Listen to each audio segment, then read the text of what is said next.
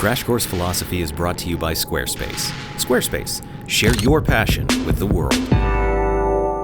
At a museum in Denmark in 2000, artist Marco Everesti debuted a work of art that involved live goldfish swimming around in vessels full of water. Sounds pretty boring until I tell you that those vessels were electric blenders. Everesti named his display Helena, and he invited museum patrons to turn on the blenders if they so desired. Eventually, at least one person so desired, fish were blended, and before long, police arrived ordering that the blenders be unplugged. The museum was charged with animal cruelty, although the charges were later dropped. For his part, Everesti said that his work was designed to sort people into 3 categories. If you want to push the button, he said, you're a sadist. If the exhibit makes you feel upset, you're a moralist. And if you enjoy watching the reactions of others, you're a voyeur. But many people argued that Everesti's goldfish blenders weren't art at all. You probably have your own opinions about that. But no matter what you think, works like Everesti's raise a lot of questions about art and morality and what standards we should use to evaluate art. And from there, new questions follow, like what does art tell us about ourselves? What does it do to us? And what purpose does art serve in our lives?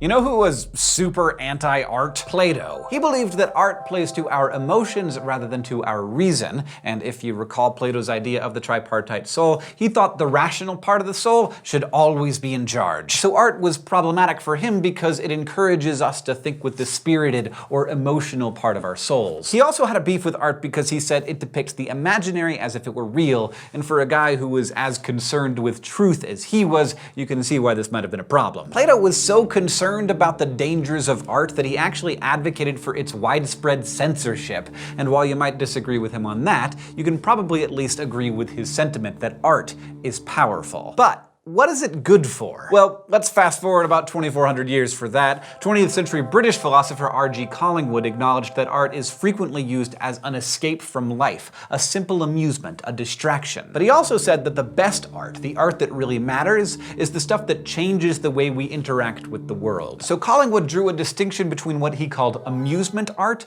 and magic art. Amusement art helps the audience escape from reality, he said, diving into a no-stakes fictional world after a stressful day. But magic art is the stuff that helps the audience learn how better to interact with this world's reality. A great example of this is Harriet Beecher Stowe's novel Uncle Tom's Cabin. Beecher Stowe's story helped change our national mindset about slavery by making white readers see African Americans as human beings with whom they had a lot in common, rather than as a nameless other who should be thought of as property. Collingwood felt we should spend our time on magic art like that, the stuff that helps us live better rather than simply running away from the world. But some people feel that this distinction breaks down pretty quickly. A book or movie that could be little more than an amusing escape for one person could spur another person to change their lives for the better. Think about your favorite fandom. Like, for some people, Harry Potter is pure escapism, a way to disappear into a fantasy where your troubles can be addressed with the flick of a wand. But for others, Harry Potter can help you learn how to live. Lessons on the value of friendship, teamwork, loyalty, and stick-with-itness can be found among the Horcruxes and Bertie Bott's every flavor beans. So art can help you be moral, or maybe even encourage immorality, but there are plenty of other ways in which morality can intersect with art, like in nasty, legal, copyrighty ways. For more on this, let's head to the thought bubble for some flash philosophy. In 2011, wildlife photographer David Slater was on a photo shoot in Indonesia when a monkey named Naruto got a hold of his camera. There are disputes as to how exactly, but in the process, that monkey took some pretty sweet selfies. Slater later tried to claim copyright of the images, but was denied because he was not the one who took the pictures. Naruto did. The photos are currently in the public domain, but the People for the Ethical Treatment of Animals has filed a lawsuit on behalf of Naruto, arguing that the monkey owns the rights and any profits ought to go to him. Slater, on the other hand, says that he should own the rights because he was ultimately responsible for Naruto getting his camera and taking the pictures with it. By that logic, Slater claims, he was the artist and Naruto was simply part of the medium used to create the art. Slater's reasoning might resonate with those of you who, in our last episode, were in the camp that believed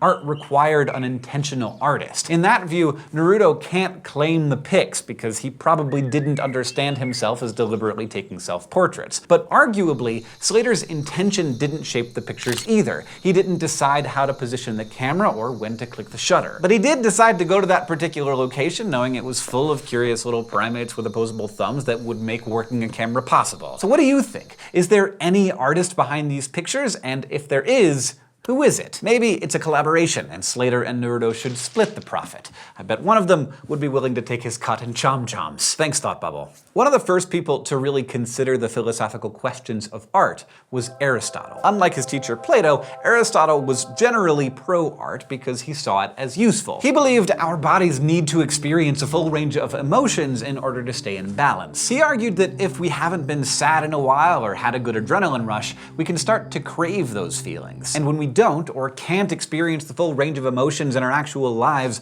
art can step in and do the job for us. When we finally do experience these sensations we've been yearning for, we feel a pleasurable release that Aristotle called catharsis. And while John has often insisted that Aristotle was spectacularly wrong about everything, Aristotle's theory of catharsis does do a beautiful job of resolving a little conundrum in aesthetics that's known as the problem of tragedy. This is the weird puzzle of why people voluntarily walk into a theater clutching a box of tissues, fully prepared to bawl their eyes out for 2 hours, having paid for the privilege. I mean, really, why is the tearjerker even a thing? According to Aristotle, catharsis. A scary movie or a tearjerker can allow us to express strong negative emotions in a safe context, and the emotional purge that comes with the experience feels really, really good. No doubt, when it comes to evoking emotions in us, art can be extremely effective. But how does it manage to do that? Why is art so good at making us feel? When you think about it, it's actually pretty weird that we get so emotionally invested in characters that we know to be fictional. Why do we cry real tears of the deaths of our beloved characters? Why do we invest time and energy in shipping? These questions fall under another problem that art poses for us, one that aestheticians call the paradox of fiction. Contemporary American philosopher Kendall Walton explains why we can be moved by things that aren't real by arguing that the emotional responses we have to fictional events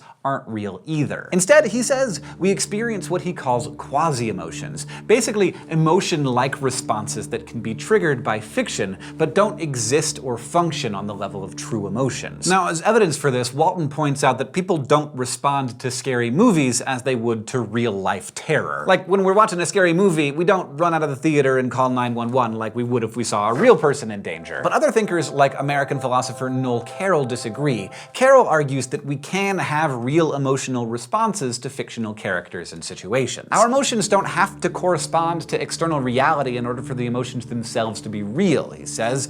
So we can feel just as strongly for the loves and losses of our favorite characters as we can for the plights of our friends and family. Now, it's time to think back to Helena and the goldfish in the blenders. Helena raises questions about the relationship between morality and art, and here there are two main schools of thought. Some people, called autonomists, maintain that art and morality are entirely separate. So if something is done in the name of art, it's basically immune from moral scrutiny. It's almost like artists live and work in some kind of protective morality bubble. So in the autonomous view, Aristotle did nothing wrong putting goldfish in a situation where they were likely to be pulverized because he was doing it in the name of artistic expression. But there are others, known as aesthetic moralists, who argue that morality and art are interconnected. So any moral stain connected with a work makes a work aesthetically flawed. In this view, even if Aristotle's aesthetic concept was superb, the fact that he expressed that concept through immoral means, in this case the wanton destruction of goldfish life, that counts against the overall aesthetic value of his work. Art is often designed to challenge our beliefs and our values, and most of us agree that this can be a good thing.